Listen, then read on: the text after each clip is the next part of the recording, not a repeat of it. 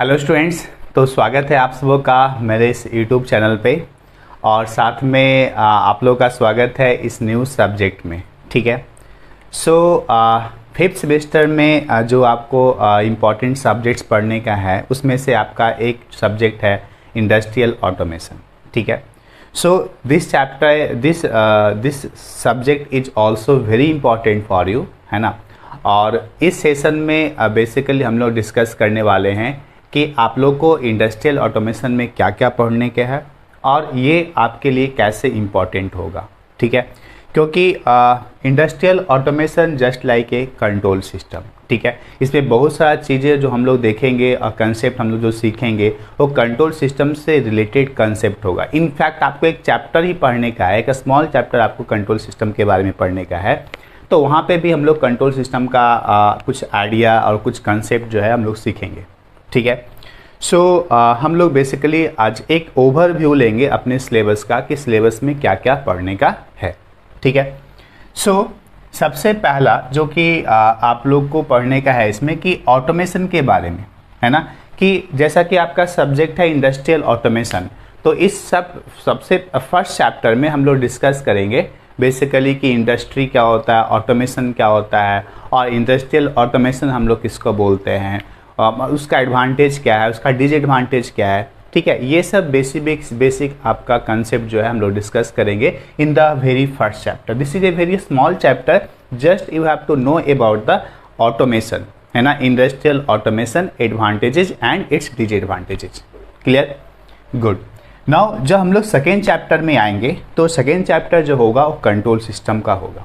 ठीक है। मतलब आपके सिलेबस में डायरेक्टली मेंशन किया हुआ है कि कंट्रोल सिस्टम आप लोगों को पढ़ने का है। लेकिन इस कंट्रोल सिस्टम में हम लोग क्या क्या सीखेंगे, तो इस कंट्रोल सिस्टम में हम लोग बेसिकली सीखेंगे कि कितना टाइप का कंट्रोल सिस्टम होता है ना, कितना टाइप्स का कंट्रोल सिस्टम होता है और उस टाइप ऑफ कंट्रोल सिस्टम का क्या एडवांटेज है, क्या डिसएडवांटेज है। ठीक है। उसको सीखने के बाद फिर हम लोग जो कि इसमें बहुत ही इम्पॉर्टेंट कंसेप्ट और बहुत ही इम्पॉर्टेंट टर्म जो आपको सीखना होता है वो आपका ब्लॉक डायग्राम रिडक्शन टेक्निक सीखना होता है। ब्लॉक डायग्राम रिडक्शन टेक्निक, ठीक है ना, block diagram reduction technique. And block diagram reduction technique से आपका क्वेश्चन जो है एग्जाम में आना मस्ट है। मतलब एक क्वेश्चन तो आपका कंफर्म है कि एक क्वेश्चन जो है एग्जाम में आएगा ही आएगा, हो सकता है 2 क्वेश्चन भी दे दे। और ये टॉपिक ऐसा टॉपिक है जो आपको अगले सेमेस्टर में भी पढ़ने का है। ठीक है। उसके बाद जब आप कम्पिटिटिव एग्जाम में जाएंगे तो यहाँ से भी आपका बहुत सारा क्वेश्चन जो है आपको मैच करेगा। ठीक है। यहाँ से क्वेश्चन जो पूछा जाएगा कंट्रोल सिस्टम के टाइप्स के में क्वेश्चन पूछा जाएगा, है ना। तो this chapter is very very important for you. Basically इसमें हम लोग मेन रूप से फोकस करेंगे कंट्रोल सिस्टम के ऊपर। ठीक है। इसके बाद जब हम लोग थर्ड चैप्टर में आएंगे, थर्ड चैप्टर में कंट्रोल सिस्टम कंपोनेंट्स। ठीक है। मतलब कंट्रोल सिस्टम में हम लोग कौन कौन सा कंपोनेंट्स यूज करते हैं कि किसी सिस्टम को कंट्रोल करने के लिए। ठीक है। तो इसमें क्या क्या है, क्या क्या हम लोग इसमें पढ़ेंगे, तो इनपुट डिवाइसेस के बारे में, है ना। टाइप्स ऑफ इनपुट डिवाइसेस, क्या क्या टाइप है, क्या क्या इनपुट डिवाइसेस में हम ले सकते हैं और इनपुट डिवाइसेस में क्या क्या होता है। बेसिकली हम लोग यहाँ पे देखेंगे स्विचेज के बारे में कि स्विचेज कितना टाइप का होता है और कौन से स्विचेज को हम लोग कहाँ पे यूज करते हैं। ठीक है। इसके बाद फिर हम लोग आएंगे सेंसर के ऊपर, है ना। सेंसर जैसा कि आप जानते हैं, नाम से ही आपको समझ में आ रहा होगा कि सेंसर क्या होता है। ठीक है। तो सेंसर आजकल के लाइफ में जो है this sensor is very important, है ना। अगर आपका मोबाइल में लेस नंबर ऑफ सेंसर है तो आप कहेंगे मेरा मोबाइल ही अच्छा नहीं है। आप बढ़िया मोबाइल खरीदेंगे उसमें बहुत सारा सेंसर होगा। कान के पास लगाते ही देखते होंगे कि जब आप बात करने के लिए जाते हैं तो जैसे ही आप कान के पास में मोबाइल लेके जाते हैं आपका स्क्रीन का लाइट ऑफ हो जाता है ना। तो इसी तरीके का बहुत सारा सेंसर होता है। कभी किसी किसी मोबाइल में ऐसा होता है कि जो टॉर्च होता है उसको ऐसे से करने से आपका टॉर्च जो है ऑन हो जाता है ना।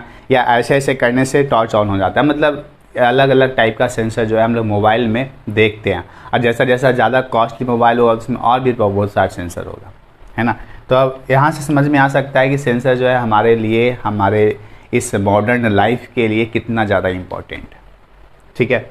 आप डॉक्टर के पास जाएंगे, है ना। आप अगर डॉक्टर के पास जाएंगे, कोई आपको अगर कुछ प्रॉब्लम हुआ है, हेल्थ अगर आपका ठीक नहीं है, तो वहाँ पे देखेंगे कि बहुत सारा मशीन वगैरह वहाँ पे लगा होता ठीक है ना।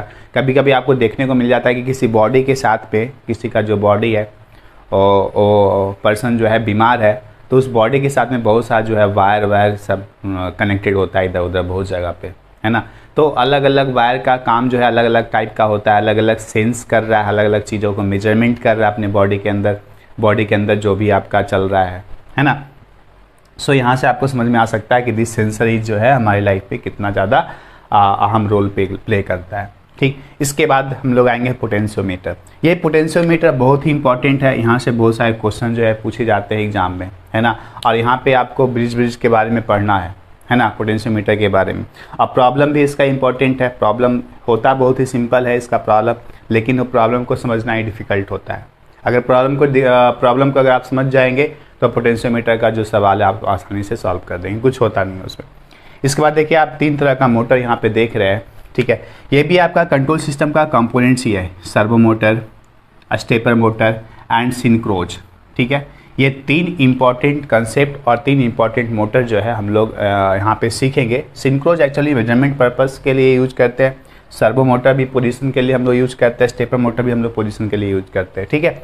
सो हम लोग देखेंगे अलग अलग टाइप्स के डिटेल्स हम लोग डिस्कस करेंगे कि सर्वो मोटर का यूज कहाँ पे करेंगे, स्टेपर मोटर का यूज कहाँ पे करेंगे, और सिंक्रोज का काम क्या होता है ना। सिंक्रोज का काम क्या होता है, वो कैसे किसी एंगल को मेजरमेंट करता है, पोजीशन को मेजरमेंट करता है, ठीक है। गुड। सो ये चैप्टर जो होगा स्लाइटली बिग चैप्टर होगा, इसमें मुझे थोड़ा ज़्यादा समय स्पेंड करना पड़ेगा, है ना। तो इस चैप्टर में हम लोगों को टाइम स्पेंड करना पड़ेगा थोड़ा, ठीक है।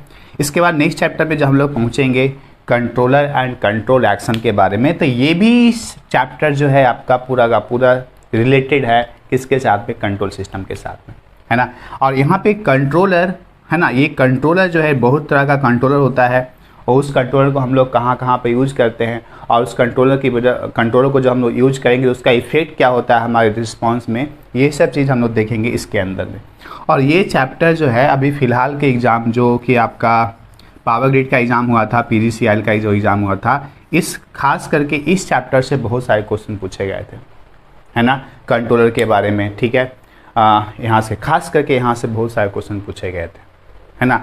यहाँ पे कंपेंसेटर के बारे में भी पढ़ना होता है, lead compensator, lag compensator, lead lag compensator, यहाँ से क्वेश्चन जो है बहुत सारा पूछा गया। तो आप समझ सकते हैं कि ये चैप्टर जो है कितना इंपॉर्टेंट है ना। कोई भी अभी जो है रिसेंट के एग्ज़ाम में ऐसा देखने को मिल रहा है कि बहुत सारे क्वेश्चन जो है कंट्रोल सिस्टम से उठाता है, बहुत सारे क्वेश्चन जो कि पहले लोग क्या करते थे, कंट्रोल सिस्टम को उतना ज़्यादा इंपॉर्टेंस नहीं देते थे, ठीक है। बाकी जो सब्जेक्ट है machine, network, power system, that is important, लेकिन उसके अलावे अभी के एग्ज़ाम में जो है ये सब्जेक्ट जो है बहुत ज़्यादा इम्पॉर्टेंट हो चुका है, और उसमें भी कुछ चैप्टर जो है बहुत ज़्यादा इम्पॉर्टेंट, वहाँ से खास करके सवाल पूछे जाते हैं, ठीक।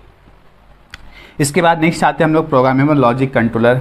तो PLC ये भी आपका इम्पॉर्टेंट है, सभी इम्पॉर्टेंट है, ऐसा तो नहीं बोल सकते हैं कि कोई इम्पॉर्टेंट नहीं है। तो PLC भी आपका एक one type of advance control system है ना, जहाँ पे हम लोग बहुत जगह पे हम लोग इसका यूज करते हैं, जैसे कि रेलवे में। अभी रेलवे, पहले जो रेलवे चलता था, रेलवे में हम लोग जो कंट्रोल करते थे, है ना, ट्रैफिक का जो कंट्रोल करते थे वो PLC से ही होता था, PLC से ही होता है। लेकिन अभी का रेलवे का जो सिस्टम है बहुत ज़्यादा इम्प्रूव कर चुका है ना, अब PLC पे डिपेंड नहीं करता है। अब जो रेलवे का जो सिस्टम है उससे से एक स्टेप ऊपर स्काडा हम लोग यूज करते हैं। अब नाम आप पहली बार सुन रहे होंगे, लेकिन स्काडा जो है, स्काडा एक एडवांस वर्जन है PLC का, है ना। तो मान लेते हैं कि ट्रेन को किसी एकदम पटरी पे रोकना है, देखते हैं आजकल जो ट्रेन होता है या मेट्रो ट्रेन होता है वो कभी भी प्लेटफॉर्म से आगे नहीं बढ़ता है, प्लेटफॉर्म पे आगे ही रुक जाता है। क्या इतना एक्यूरेसी ड्राइवर कर सकता है कि ड्राइवर एकदम रोक दिया एकदम तुरंत? हो सकता है उससे मिस्टेक हो जाए कभी कभी, लेकिन ट्रेन जो होता है एग्जैक्टली जो है सेम पोजीशन पे रुकता है, ठीक है। यहाँ तक कि जब मेट्रो में आप कभी गए होंगे तो देखे होंगे पार्टिकुलरली पोजीशन भी वहाँ पे इंडिकेट किया रहता है कि यहाँ पे गेट ओपन होगा, है ना, यहाँ पे गेट आपका ओपन होगा, और उसी जगह पे गेट जो होता है ओपन होता है। देख रहे कितना एग्जैक्ट जो है प्रोग्रामिंग किया गया है वहाँ पे, सच डैट प्रोग्रामिंग किया गया इस तरीके से कि सच डैट आपका एकदम एग्जैक्ट लोकेशन भी आपका जो ट्रेन है वो आपका रुक रहा है। फिर हम लोग जैसे कि पेट्रोल पंप होता है, पेट्रोल पंप में भी हम लोग जब ऑयल जब डालते हैं तो वहाँ पे भी ऑयल जो है पार्टिकुलरली उतना ही ऑयल जाता है जितना आप उसको बोलते हैं डालने के लिए, है ना। तो मेजरमेंट का वहाँ पे जो होता है एग्जैक्ट मेजरमेंट हम वहाँ पे कर पाता है ड्यू टू सम प्रोग्राम, ठीक है। सो उन सब चीज़ों के बारे में हम लोग डिस्कस करेंगे इस PLC के अंदर में। Now the last chapter is the introduction to a special control system. यहाँ पे कुछ special type of control system होता है, तो वहाँ पे बस ये चैप्टर जो है ज़्यादा इम्पॉर्टेंट नहीं है क्योंकि यहाँ से कभी भी सवाल नहीं पूछा गया है, बट इसका इंट्रोडक्शन जो है मैं आप लोगों को बता दूंगा कि ये चीज़ क्या होता है ना, और इसका यूज वगैरह कहाँ पे किया जाता है, ठीक है।